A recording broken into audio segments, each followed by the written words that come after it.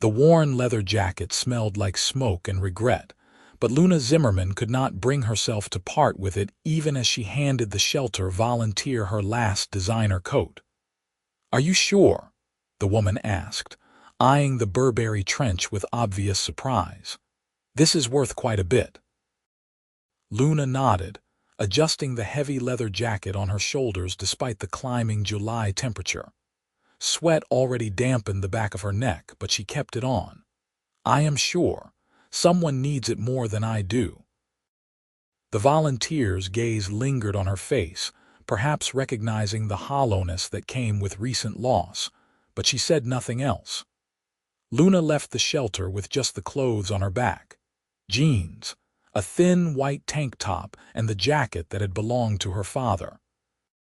3 months ago, her world had looked entirely different.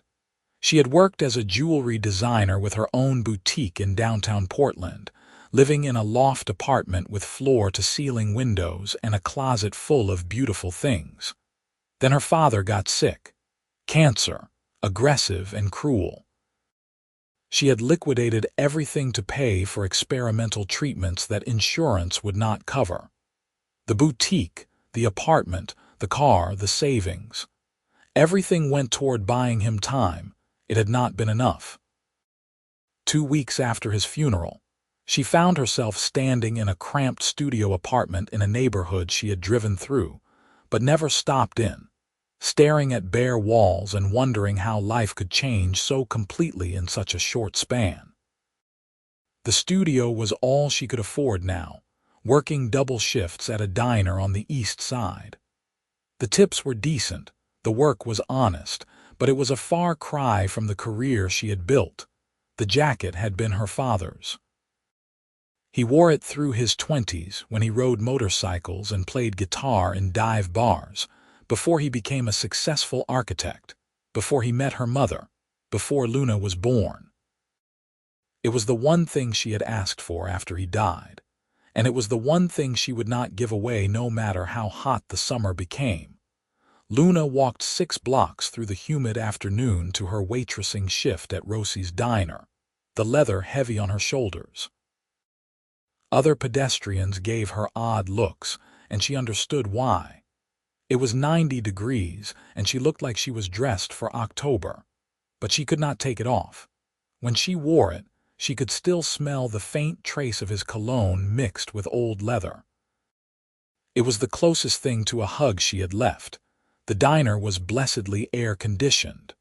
Luna hung the jacket carefully on a hook in the back room, running her fingers over the worn collar before turning to tie her apron. "You okay, hon?" Rosie herself asked, a woman in her 60s with kind eyes and a no-nonsense attitude. "Yeah, just hot out there." "Then why are you wearing that heavy thing?" Luna managed to smile. "Sentimental value." Rosie studied her for a moment, then nodded. She had a gift for knowing when to push and when to leave things alone. "Table 6 needs a refill." The lunch rush blurred into the dinner crowd, and Luna fell into the rhythm of orders and smiles and the eternal dance of keeping customers happy. Her feet ached in her second-hand sneakers, and her mind wandered occasionally to the life she used to have, but she pushed those thoughts away. Grief was a luxury she could not afford during a shift. At 7:30, a man walked in alone and took a seat in her section. Luna grabbed a menu and water, approaching with her practiced customer service smile. Then she actually looked at him. He was probably in his early 30s, tall and broad-shouldered, with dark hair that looked like he had run his hands through it too many times that day. His jawline was sharp, his eyes a striking gray-blue, and he wore his expensive clothes with the ease of someone who had never worried about money. The watch on his wrist probably cost more than her current monthly rent. But it was the exhaustion in his face that made her pause, a bone-deep weariness she recognized. "Evening," she said, setting down the water. "What can I get you?" He glanced at the menu without really seeing it. "Coffee, black, and whatever your dinner special is." "Meatloaf," mashed potatoes, and green beans. That works. She brought him the coffee and put his order in, watching from behind the counter as he sat there staring at nothing. Most customers pulled out their phones or laptops. He just sat, hands wrapped around the coffee mug like he was trying to absorb its warmth despite the summer heat. When she brought his food, he looked up. "Thank you. You are welcome," she said, and meant it. There was something raw in his expression that bypassed her professional distance. He ate slowly, methodically, like someone who had forgotten what food tasted like. Luna found herself glancing over more than usual, though she could not have explained why. He seemed untouchable and broken at the same time, a contradiction that intrigued her. When he finished, she brought the check. He handed her a credit card without looking at the total, and she processed it at the register. The name on the card read Parker Zander. She had heard that name before, attached to something important, but the connection would not form in her tired brain. He left a $100 tip on a $25 meal. Luna stared at the receipt, then rushed toward the door, but he was already gone, disappeared into the evening crowd. She stood on the sidewalk, looking left and right, but there was no sign of him. "Everything okay?" Rosie called from inside. Luna walked back in, still holding the receipt.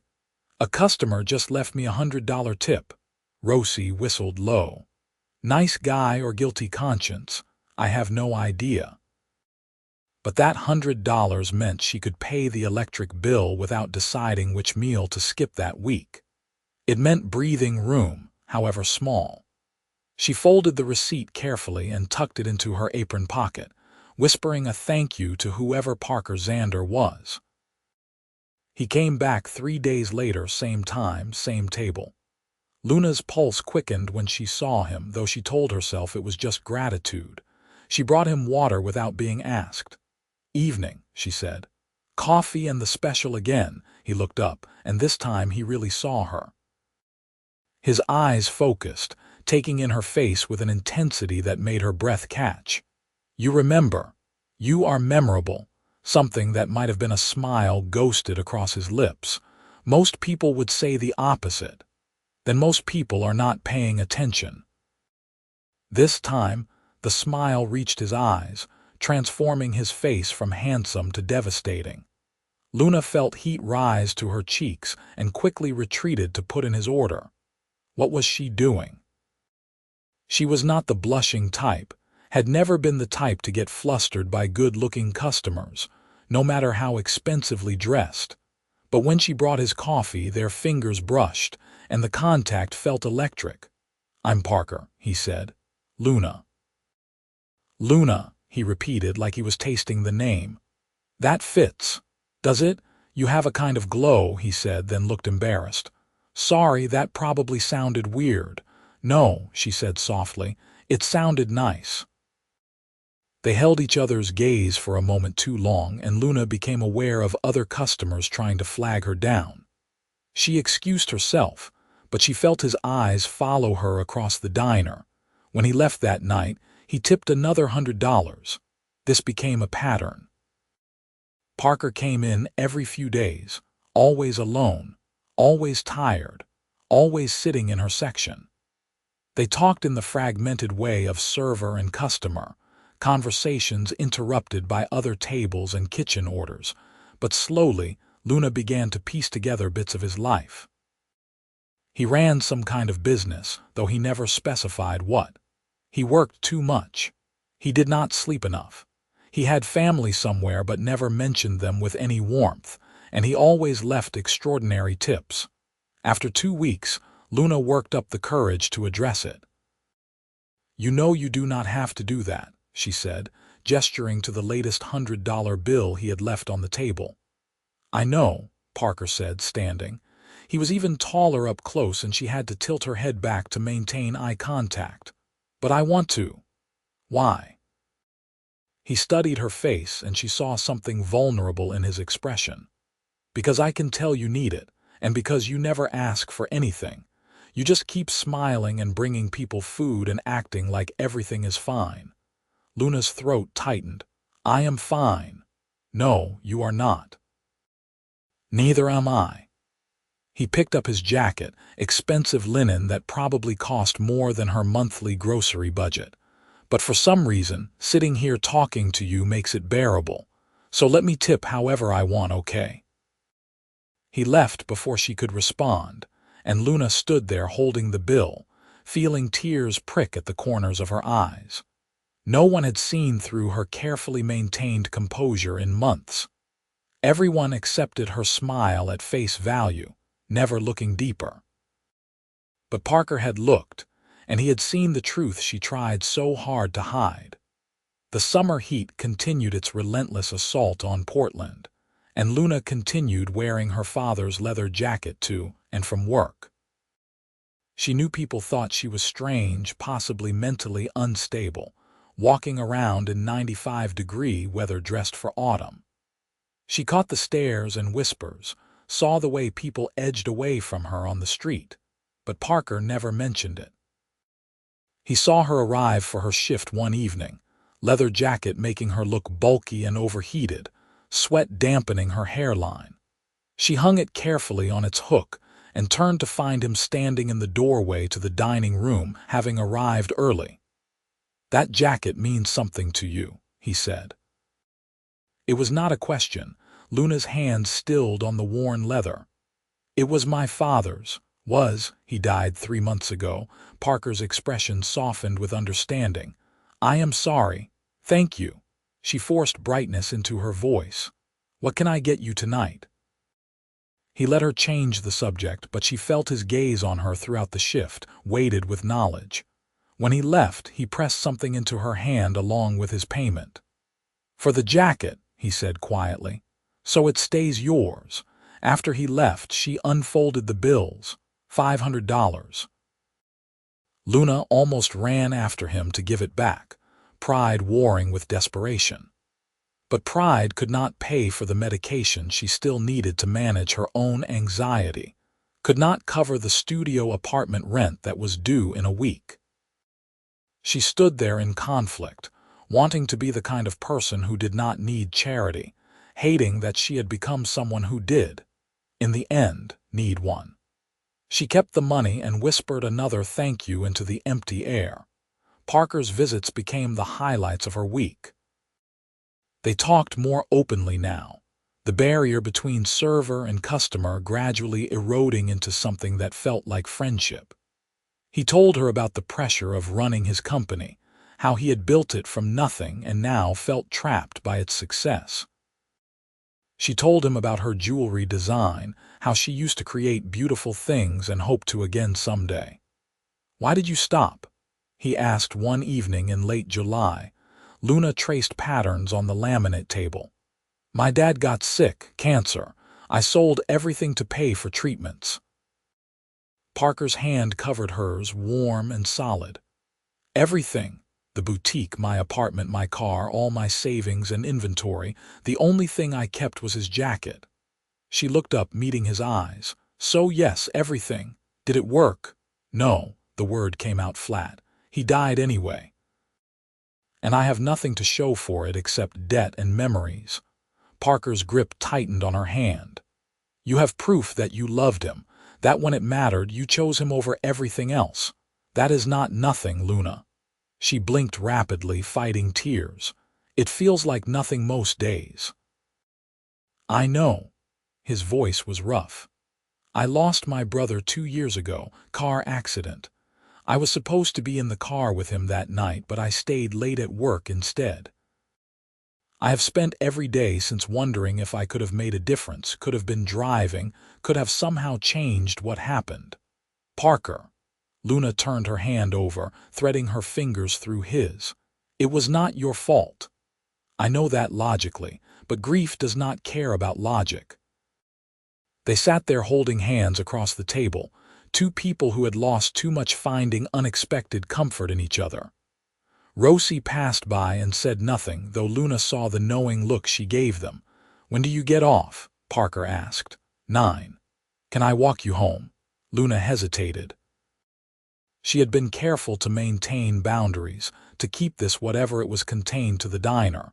But she was tired of being careful, tired of being alone. Okay. When her shift ended, she retrieved her father's jacket from the back room. Parker watched her put it on despite the evening heat, watched her zip it up like armor. "Tell me about him," he said as they started walking. So she did. She told him about her father's love of jazz music and stupid jokes, about how he taught her to draw and encouraged her creativity, even when it led her away from a traditional career path. She told him about his final days, the morphine haze and moments of clarity, the way he squeezed her hand and told her he was proud of who she had become. "He sounds like he was a good man," Parker said. "The best." Luna clutched the jacket tighter. "This thing is probably worth $20 at a thrift store. The lining is torn, the zippers stick, and it is completely impractical for summer. But I cannot let it go. It is all I have left of him." Parker stopped walking. They had reached a small park, empty except for the moths circling the streetlights. "It is not impractical if it gives you comfort. People think I am crazy. People think a lot of things. It does not make them right." Luna turned to face him fully. "Why are you being so kind to me?" "Honestly," Parker stepped closer. "Because from the moment I walked into that diner, you looked at me like I was a person, not a problem to solve or a means to an end. You did not know who I was or what I do, you just saw me. And when I am with you, I feel less alone." Her heart hammered against her ribs. "Who are you, Parker?" He ran a hand through his hair, a gesture she had come to recognize as nervous habit. "I run a commercial real estate company, Xander Properties. We develop shopping centers and office buildings, mostly in the Pacific Northwest. The company is worth about $200 million. Luna's eyes widened. "You are that Parker Xander, unfortunately." She had read about him, she realized. There had been articles in the business section about his rapid rise, his aggressive expansion strategies, his reputation as ruthless in negotiations. But the man standing in front of her, looking uncertain in the dim park light, seemed nothing like those articles described. "Does that change things?" he asked quietly. "I do not know yet," Luna admitted. "Are you being nice to me because you feel sorry for me?" "No." Parker closed the remaining distance between them. "I am being nice to you because you are the first person in 2 years who has made me feel something other than numb. Because you smile at everyone even though you are clearly carrying your own grief. Because you are so damn strong, walking around in your father's jacket in this heat, refusing to give up the one thing that connects you to him. Parker, I am not good at this," he continued. "I work 80-hour weeks and have not been on a date in over a year. I am probably the last person you need in your life right now. But I cannot stop thinking about you, Luna. I cannot stop wanting to make things easier for you, to see you smile for real instead of that customer service smile you put on. I cannot stop hoping that maybe you feel even a fraction of what I feel when I am near you." Luna could not breathe. This man, this millionaire who could have anything or anyone, was standing in front of her looking vulnerable and hopeful and scared. "I feel it," she whispered. "I feel it and it terrifies me." "Why?" "Because I already lost everything once. I cannot do it again." Parker cupped her face gently, his thumb brushing across her cheekbone. "Then we will be careful, we will take this slow. But please, Luna, give us a chance." She thought about saying no, about protecting herself from the possibility of more loss. But standing there in her father's jacket, feeling Parker's warm hands on her face, she realized she was already in too deep to back out safely. "Okay," she breathed. He kissed her then, soft and sweet and full of promise. Luna sank into it, her hands clutching the front of his shirt, the leather jacket suddenly too warm, but she did not care. When they finally pulled apart, Both breathing hard, she felt like something fundamental had shifted in her world. "Can I see you tomorrow?" Parker asked. "Not at the diner, a real date. I work until 9. "Then I will pick you up at 9:15. Luna laughed, the sound surprising them both. "You do not even know where I live, so tell me." She did, watching his face carefully for any sign of judgment when she gave him the address in the run-down neighborhood, but his expression remained open, interested. 9:15 tomorrow, he repeated, stealing another quick kiss. "Wear the jacket if you want. I think you look beautiful in it." He walked her the rest of the way home, keeping careful distance between them as if afraid he might combust if they touched again. At her building's entrance, he kissed her forehead and waited until she was safely inside before leaving. Luna climbed the 3 flights to her studio, let herself in, and stood in the middle of the small space still wearing the jacket. For the first time since her father died, she felt something other than grief and exhaustion. She felt hope. The next day crawled by with painful slowness. Luna messed up orders, forgot to refill coffee, and generally functioned at about 60% capacity. Rosie noticed. "The guy who tips big," she guessed. Luna nodded, feeling her cheeks heat. "About time," Rosie said, patting her shoulder. "You deserve something good, hon."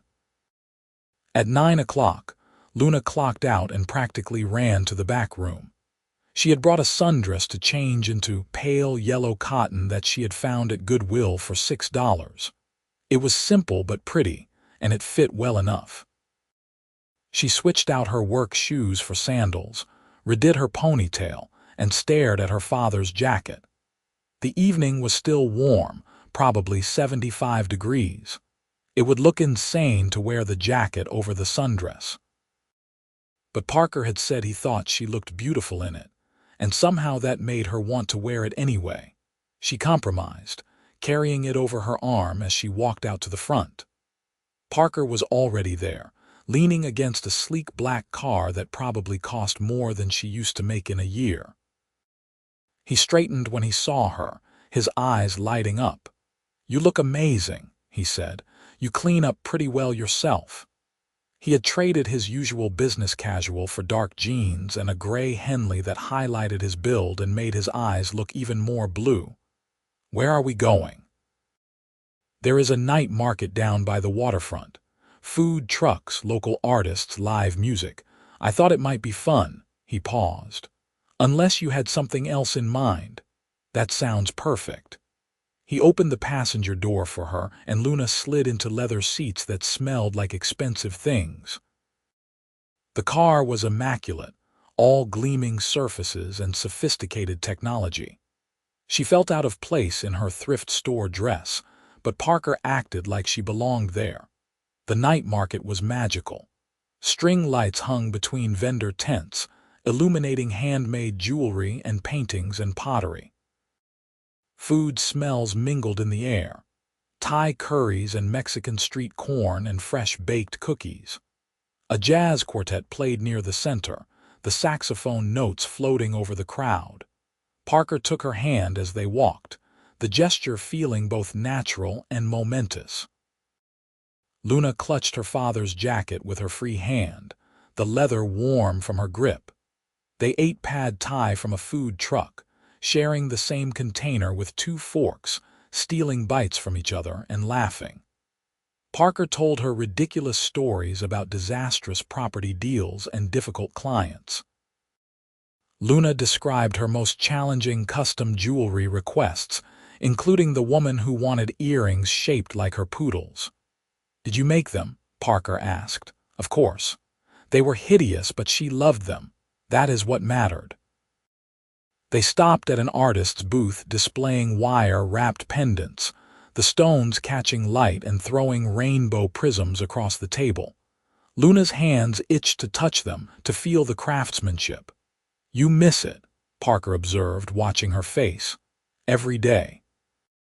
She picked up a moonstone pendant, admiring the delicate silver wire work. "This is beautiful. See how the wire does not just hold the stone, it complements it. That takes real skill. Parker spoke quietly with the artist while Luna examined the other pieces. When she turned around, he was purchasing the moonstone pendant. Parker, no, too late. He handed over his card, ignoring her protests. When the artist wrapped it up, he took the small bag and pulled out the pendant. Turn around. You do not have to buy me things. I know I want to. Please, Luna. She turned, lifting her hair, and felt his fingers brush her neck as he fastened the clasp. The stone settled right at her collarbone, cool and smooth. When she touched it, tears pricked her eyes. Thank you, she whispered. Parker turned her to face him, right there in the middle of the crowded market, and kissed her like they were the only two people in the world. Luna rose on her toes, threading her free hand into his hair, the jacket slipping down her arm. When they finally broke apart, the artist was grinning at them. You two are adorable. They wandered the market until it started shutting down around midnight, then sat on a bench by the waterfront watching boats drift past on the river. Luna had put her father's jacket on as the temperature dropped, and Parker wrapped an arm around her shoulders. Tell me something no one else knows about you, she said. Parker was quiet for a moment. I hate what I have become. I built this company because I loved the challenge of creating something from nothing, but somewhere along the way it became about the money and the power and beating competitors. My brother used to call me out on it. He would say I was turning into a robot. After he died, I worked even more because it was easier than feeling the grief. But I look at my life now and I do not recognize it. Luna leaned into him. What would you change? I want to build things that matter. Affordable housing, community centers, projects that actually help people instead of just generating profit. But the board wants aggressive returns and I am tired of fighting them. So stop fighting, Luna said. It is your company. Make the changes you want. It is not that simple. Why not? Parker laughed softly. You have a way of cutting through things to the core. One of my many talents. She tilted her head to look up at him. Life is too short to spend it doing things that make you miserable, Parker. I learned that watching my dad die. He had regrets, things he never did because he was always waiting for the right time, and then his time ran out. What were his regrets? He wanted to travel more. He wanted to write a book about architectural history. He wanted to dance with my mom one more time, but she had died when I was 16, so that one was impossible. Luna's voice caught. He told me not to make the same mistakes, to live fully, not halfway. Parker pulled her closer, pressing a kiss to the top of her head. Your dad sounds wise. He was. She clutched the jacket tighter. I keep wearing this because it makes me feel close to him, but I know it looks crazy to everyone else. I saw you the first time wearing it, Parker admitted, before I ever came into the diner. You were walking down the street, and it had to be 90 degrees, and you had this leather jacket zipped up tight. I was sitting in my car waiting for a conference call, and I watched you walk by. You looked so determined, so fierce in that jacket despite the heat. And I wondered what your story was. Luna's breath caught. That is why you came to the diner. I asked someone nearby what was in that direction. They mentioned Rosie's. I figured you might be heading to work. He looked slightly embarrassed. I know that sounds like stalking. It sounds like fate, Luna corrected, and kissed him again. They talked until 2 in the morning, until the security guard started making rounds and hinting that the waterfront was closing. Parker drove her home reluctantly, extracting a promise that she would see him again soon. I work tomorrow night, Luna said, but I am off this weekend. Spend Saturday with me, the whole day. The whole day, I want to show you something. Pack comfortable shoes and that jacket if you want it.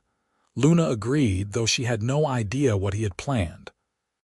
She kissed him goodnight in the car, unwilling to let him see the inside of her tiny studio, and floated up the 3 flights of stairs feeling like she was in a dream. Saturday arrived sunny and clear. Parker picked her up at 8 in the morning, bearing coffee and bagels. Luna wore jeans, a simple t-shirt, and her father's jacket despite the already climbing temperature. "Where are we going?" she asked for the third time. "You will see." They drove out of the city, heading east into the mountains. Parker played jazz on the stereo, the same kind of music her father had loved, and Luna felt herself relax into the leather seat. She watched his hands on the wheel, strong and capable, and found herself imagining those hands on her skin. After 90 minutes, they turned onto a dirt road that wound through pine trees. The road ended at a clearing overlooking a valley, mountains stretching in every direction. An old cabin sat weathered and empty, its porch sagging. "What is this place?" Luna asked, climbing out of the car. "My grandfather's cabin. He left it to me when he died, but I have not been up here in 5 years." Parker stood beside her, staring at the view. "He built it himself in the 70s. My brother and I spent summers here as kids." Luna walked to the edge of the clearing, taking in the sweeping vista. It was breathtaking, the kind of view that made you feel small and infinite at the same time. "It is incredible. I have been thinking about what you said, about making changes, building things that matter." Parker came to stand behind her, his hands settling on her waist. "I want to turn this land into a retreat center, a place where people who are grieving or struggling can come for free. Cabins, art studios, hiking trails, gardens, a space for healing." Luna turned in his arms. "Parker, that is beautiful. It has been in my head for months, but I kept pushing it aside because it was not practical, was not profitable. But I do not care anymore. I want to build something my brother would have been proud of, something that matters." "He would love it," Luna said with certainty. "When do you start?" "I have to convince my board first. They are going to fight me on diverting company resources to a non-profit venture." He brushed hair back from her face. "But I am done compromising on things that matter." They spent the day at the cabin, cleaning it out and making plans. Parker showed her where he envisioned the new buildings, sketching rough layouts in a notebook. Luna contributed ideas about art studios and workshop spaces, her designer's eye seeing possibilities everywhere. They ate sandwiches on the sagging porch and talked about the future, something Luna had not let herself do since her father's diagnosis. With Parker, the future felt possible again, full of potential instead of dread. As the sun started setting, painting the valley in shades of orange and gold, Parker pulled Luna close. "I am falling for you," he said quietly. "I know it is fast and we barely know each other, but I cannot pretend otherwise. You make me want to be better, to build a life that means something." Luna's heart felt too full for her chest. "I am falling for you too. It terrifies me, but I cannot seem to stop." "Then do not stop. Fall with me." She kissed him as the sun sank below the mountains, wrapped in her father's jacket, feeling like she was exactly where she was supposed to be. They drove back to Portland in comfortable silence, hands linked across the console.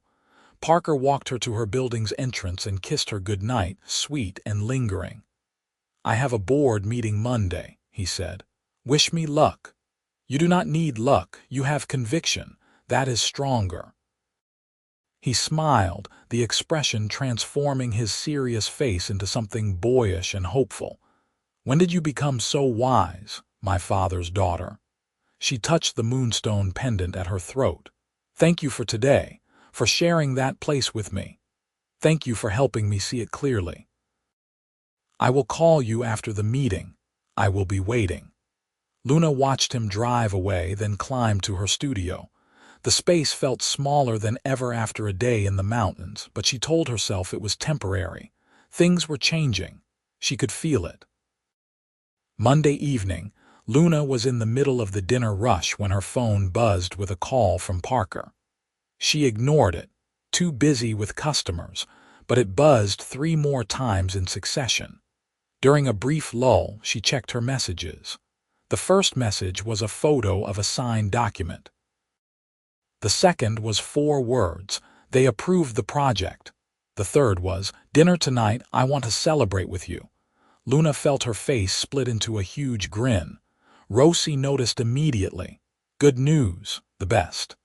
Luna typed back a quick confirmation, her hands shaking with excitement. The rest of her shift flew by. When Parker arrived at 9:30 to pick her up, she ran to him, not caring who saw, and threw her arms around his neck. He caught her, laughing, spinning her once before setting her down. "I am so proud of you," she said. "I could not have done it without you pushing me." He kept his arms around her waist. The board agreed to allocate $5 million toward the retreat center development. "It is happening, Luna." They went to dinner at a small Italian place, toasting with wine and talking over each other in their excitement. Parker had already contacted architects and contractors. He wanted to break ground by fall, have the first phase completed within a year. The retreat would honor his brother's memory, providing free support for people dealing with grief and trauma. "I want you involved," Parker said, reaching across the table for her hand. "The art studios, the design elements. This should be beautiful as well as functional. You have the eye for that." Luna's throat tightened. "Parker, I cannot afford to work for free right now. I would pay you a full salary as design consultant." He squeezed her fingers. "This is not charity, Luna. I genuinely want your expertise. I have not worked as a designer in months. So, you still are one. And you are brilliant. I saw the pieces in your portfolio, remember?" She had shown him photos from her jewelry line one evening at the diner, reluctantly proud of the work she used to do. "That was different." "Not really. You created beautiful things that brought people joy. This is the same concept, just bigger scale." His eyes searched her face. "What are you really afraid of?" Luna looked down at their joined hands. "That I am not that person anymore, that I gave her up when I sold everything and I cannot get her back." "You did not give her up. She is still there, wearing your dad's jacket and being impossibly stubborn." Parker's voice was gentle. "You just need permission to remember who you are, so I am giving it to you. Say yes, Luna." She thought about it, really considered it. The idea of designing again, of creating spaces that would help people heal, filled her with something she had not felt in months: excitement about the future. "Yes," she whispered. "Okay, yes." Parker's smile was radiant. He signaled for the check, paid quickly, and practically dragged her out to the car. "Where are we going?" Luna asked, laughing. "Somewhere private. I want to celebrate properly." He drove to his house, a modern architectural masterpiece in the West Hills with floor-to-ceiling windows overlooking the city. Luna followed him inside, struck speechless by the space. It was beautiful but impersonal, like a hotel suite rather than a home. "I know," Parker said, reading her expression. "It is empty. I bought it 3 years ago and never bothered decorating. I am never here anyway. Where are you, working, or lately at Rosie's diner?" He pulled her close, hands settling at her waist. "But I want that to change. I want a life outside the office. I want to come home to someone who makes me laugh and challenges me and sees me as more than just my bank account." Luna's breath caught. "Parker, too much too fast." "No." She reached up, framing his face with her hands. "Not too much, just right." He kissed her then, deep and intense, months of tension finally breaking free. Luna pressed against him, the leather jacket suddenly too warm, and Parker helped her shrug out of it, laying it carefully over a chair. His hands found bare skin under her shirt and she gasped, arching into his touch. "Luna," he breathed against her mouth. "Tell me if you want to stop." "I do not want to stop." He led her upstairs to a bedroom that was as impersonal as the rest of the house, but Luna did not care. They undressed each other slowly, taking time to learn each other's bodies, whispering confessions and promises in the dark. When they finally came together, it felt like something fundamental clicking into place, two broken pieces forming something whole. Afterward, they lay tangled in expensive sheets, skin cooling in the air conditioning. Parker traced patterns on her shoulder, his touch reverent. "I love you," he said quietly. "I know it is too soon to say it, but I do. I love you, Luna Zimmerman." Luna felt tears slip down her temples. "I love you too. I tried to protect myself, but I love you. Do not protect yourself from me. I will catch you if you fall." She turned to face him fully, studying his expression in the moonlight filtering through the windows. "Promise." "I promise." He kissed her softly. "I will spend every day proving it to you." They fell asleep wrapped around each other, the leather jacket visible through the doorway where Parker had draped it carefully over the chair, a talisman of where Luna had been and where she was going. The next few months passed in a blur of planning and building and falling deeper in love. Luna gave her notice at Rosie's, though she promised to visit regularly. She moved out of the studio apartment and into Parker's house, bringing her few possessions and immediately making the space feel more like a home. She hung art on the walls, bought actual furniture that showed signs of life, filled the kitchen with the smell of cooking. Parker came home earlier, drawn by the promise of her presence. They cooked together, talked about their days, made love in every room of the house. Luna started therapy to process her grief properly, and Parker joined her for some sessions, working through his guilt over his brother's death. The retreat center took shape in the mountains. Luna drove up twice a week to meet with contractors and architects, designing spaces that felt welcoming and healing. She incorporated natural materials, lots of windows to bring in light, art studios with northern exposure. Each building was named after someone who had battled grief. Her father, Parker's brother, other people they had lost. In late October, 6 months after they met, Parker proposed. Not with a grand gesture or public declaration, but quietly one evening as they sat on the cabin's newly rebuilt porch watching the sun set over the valley. "Marry me," he said, producing a simple gold band. "I had this made from melted down pieces of my brother's jewelry and your father's wedding ring. I hope that is okay. I wanted them to be part of this." Luna stared at the ring through tears. "You kept my father's ring. Your landlord was going to throw out the rest of your dad's things from storage. I bought everything and had it moved to a climate-controlled unit. I was waiting for the right time to tell you." Parker's voice was rough with emotion. "I found the ring in a box with photos. I hope I did not overstep." "You did not." Luna could barely speak. "You saved pieces of him, Parker. That is the most incredible thing anyone has ever done for me." "So is that a yes?" "Yes. Yes, of course, yes." He slid the ring onto her finger and it fit perfectly, like it had been made for her. They kissed as the sun dipped below the mountains, wrapped in each other's arms, beginning a new chapter. They married in the spring at the retreat center, surrounded by the buildings they had created together. Luna wore a simple white dress and her father's leather jacket over it during the outdoor ceremony, despite the warm May afternoon. No one questioned it. Everyone who knew their story understood. Rosie attended, beaming with pride. Parker's parents came, finally understanding what had changed in their son.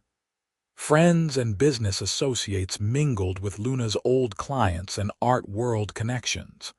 It was small and intimate and perfect. "You may kiss your bride," the officiant said, and Parker did, dipping Luna dramatically while their guests cheered. At the reception, Parker gave a toast. "A year ago, I was going through the motions of life without really living. Then I saw a woman walking down the street in the middle of summer wearing a leather jacket. She looked fierce and determined and a little crazy, and I could not stop thinking about her. That woman became my whole world." "Luna, You taught me that it is okay to grieve, okay to hold on to the things that matter, okay to change course when the path you are on is not working anymore. You gave away everything except that jacket, and in doing so, you taught me what really matters. I love you. Thank you for choosing me. Luna was crying too hard to give her own toast, so she just pulled him close and kissed him while everyone applauded. They honeymooned at the cabin, hiking through the mountains and making love in the rebuilt space, planning the future of the retreat center. The first session of grief counseling workshops would start in June, with art therapy and wilderness experiences to follow. They had funding for scholarships, applications from therapists who wanted to volunteer their time, interest from people all over the country who needed the kind of healing space they were creating. "This is going to help so many people," Luna said one morning, lying in bed with her head on Parker's chest. "We built something good," he agreed, running his fingers through her hair. "Together." "Together," he confirmed. Luna looked around the cabin, at the photos of her father and Parker's brother on the mantel, at the leather jacket hanging by the door, at the ring on her finger that carried pieces of both men. Loss had brought her to her knees, stripped away everything she thought defined her. But it had also led her here, to this man and this place and this purpose. She had given away everything except the jacket, that last tether to her father and the life she used to have. Parker had seen her wearing it in the summer heat and understood immediately that she was someone who held onto what mattered, even when it was hard. He had loved her for that stubborn refusal to let go, had recognized it, because he carried his own grief the same way. 2 years after they met, Luna gave birth to a daughter they named Rose, after Rosie, who had witnessed their beginning. Rose had Parker's gray-blue eyes and Luna's stubborn spirit, and she loved hearing stories about the grandfather she would never meet. 3 years after they met, Luna opened a new jewelry studio in Portland, creating pieces specifically for people dealing with loss. Memorial rings like the one Parker had made her, pendants containing ashes or lock of hair, bracelets engraved with final words. Her work helped people carry their lost loved ones with them, and it gave her a sense of purpose beyond the retreat center. 5 years after they met, the retreat center expanded to 3 locations across the Pacific Northwest, helping thousands of people process grief and trauma.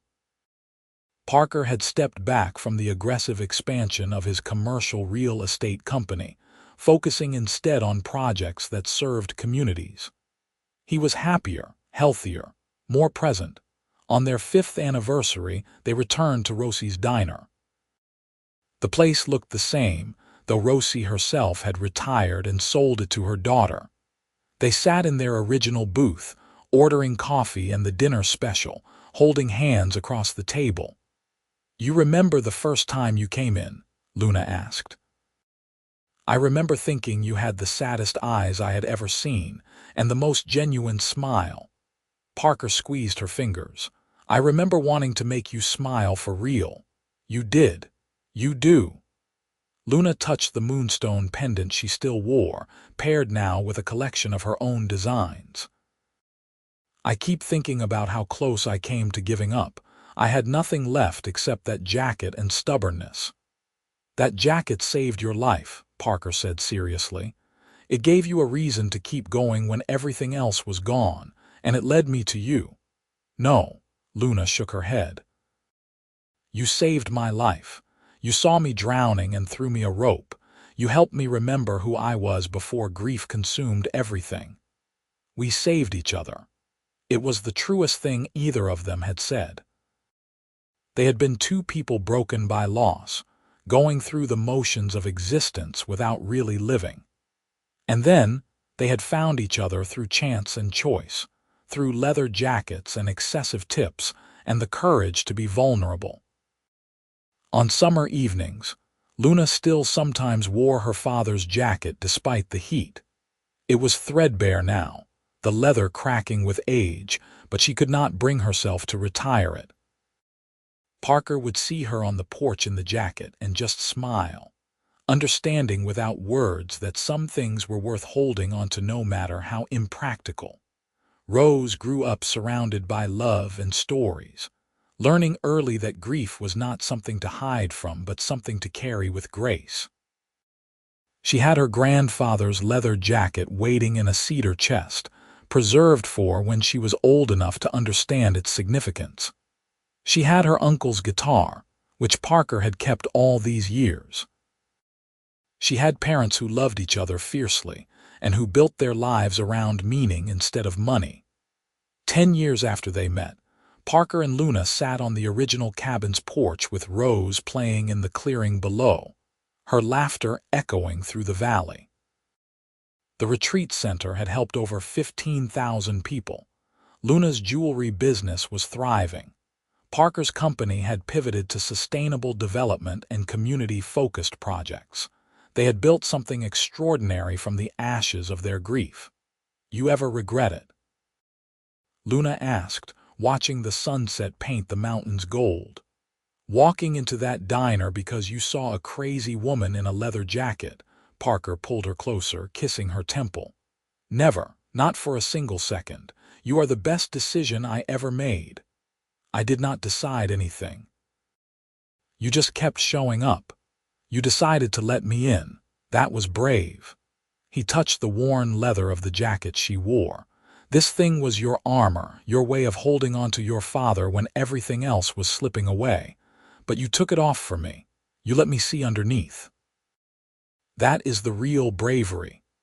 Luna leaned into him, watching their daughter dance in the fading light.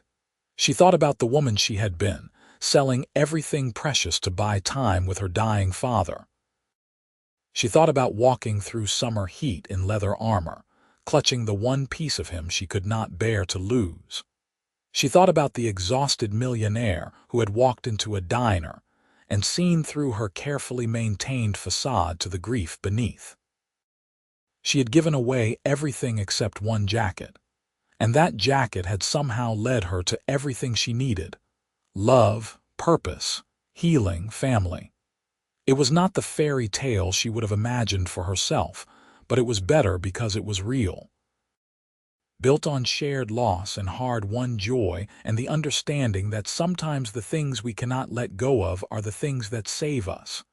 "I love you," she told Parker, the words as true as the first time she had said them. "I love you too." He kissed her as the sun sank below the horizon. "Always." Rose ran up the porch steps, breathless and grass-stained, throwing herself into their arms.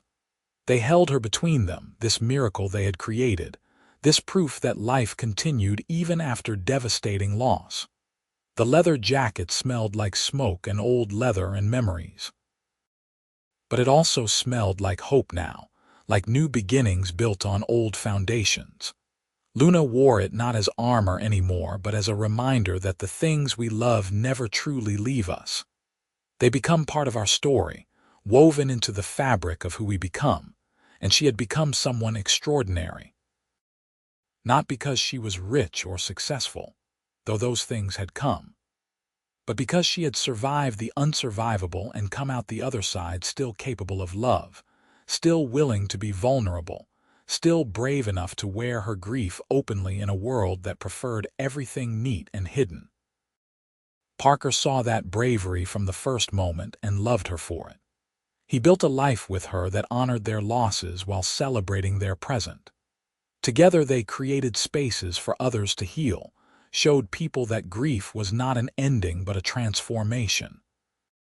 The retreat center grew and evolved over the years, touching countless lives. Luna's jewelry brought comfort to thousands. Rose grew up kind and compassionate, understanding both sorrow and joy. And through it all, the leather jacket remained, hanging by the door or draped over Luna's shoulders, a constant reminder of where they had been and how far they had come. On their 20th anniversary, Parker surprised Luna with a new leather jacket, custom-made to her exact specifications.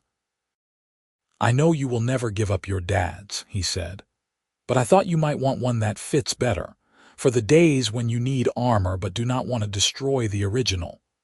Luna cried, touching the buttery soft leather. It was perfect, clearly expensive, made to last another lifetime. "Thank you," she whispered. "Thank you," Parker responded, "for being brave enough to hold on to what mattered, for teaching me what that looks like, for building this life with me."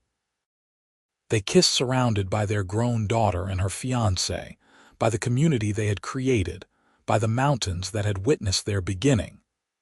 The old jacket hung in a place of honor in their home now, too fragile for regular wear but still present, still meaningful. Luna Zimmerman Zander had given away everything except one jacket, and in doing so had gained everything that truly mattered. The millionaire who saw her wearing it in summer without needing words of explanation became her partner in every sense, building a love story that proved redemption was possible after loss. They lived full lives, rich with meaning and purpose, and the kind of love that deepens with time. And whenever anyone asked how they met, Luna would smile and say, "I was grieving in a leather jacket in the middle of summer, and he saw me anyway." Parker would add, "She taught me that holding on to what matters is never impractical, it is survival." And that was the truth they built their lives on. That love survives loss, that purpose can be found in pain, that sometimes giving away everything reveals what was truly essential all along. For Luna, it was her father's jacket and the memories it carried.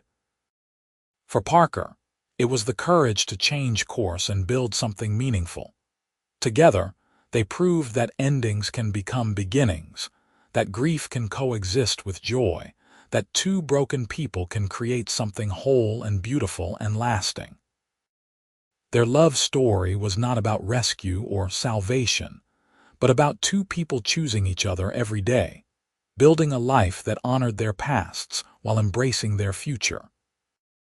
25 years after they met, Luna still wore a leather jacket on cool evenings, though now it was usually the one Parker had given her. The original hung preserved in their home, a treasured artifact of the journey that had brought them together. Their grandchildren would ask about it, and Luna would tell them stories about the grandfather they never met, about loss and resilience, and the power of holding on to what matters. Parker would watch her tell these stories, his eyes full of love and admiration, still seeing that fierce woman walking down a summer street in impossible clothing, still grateful he had been brave enough to follow her into that diner. They had built an extraordinary life from the ruins of their grief. They had helped thousands of people find their way through darkness. They had raised a daughter who understood that strength came in many forms.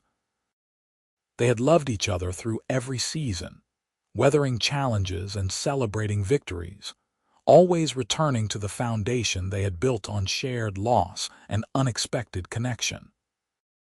And it all started because Luna Zimmerman had given away everything except one jacket, and Parker Zander had seen her wearing it in summer and understood without words that he had found someone remarkable, someone worth knowing, someone worth loving for the rest of his life.